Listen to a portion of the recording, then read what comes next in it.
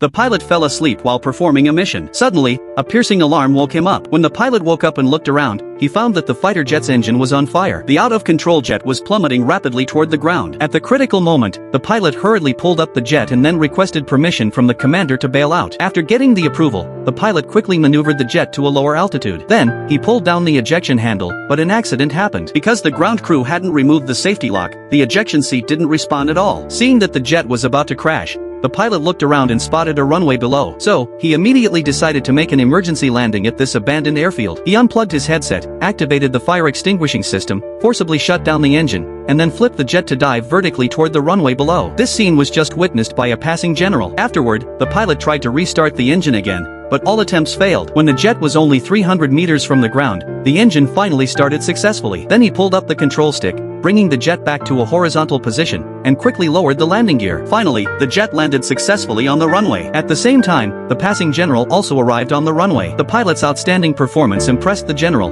who then selected him for the space agency. To beat the United States in reaching space, the Soviet Union decided to ignore technical limitations and move up the plan to launch a manned spacecraft by 2 years. They also decided to broadcast the entire process live to the world. The Soviet Space Agency was under tremendous pressure. To break through the technical constraints, rocket engineers finally developed a spacesuit. Then the commander selected 2 pilots for the first flight mission, and the 2 began their training. To simulate the weightlessness of space, the space agency had a passenger plane ascend vertically and then maneuver it into a rapid dive. During this process, there would be 15 seconds of weightlessness, which the pilots could use for simulation training, similar to what would happen in a returning spacecraft in space. After repeated tests, the 2 finally completed their training successfully. The spacecraft engineers managed to develop a manned spacecraft ahead of the United States. However, during the test flight, the spacecraft crashed and disintegrated, losing all data. But the high-level leaders still insisted on beating the Americans. Then the commander found the 2 astronauts, and they agreed to launch as planned. So, the next morning, the 2 boarded this spacecraft that had failed in development.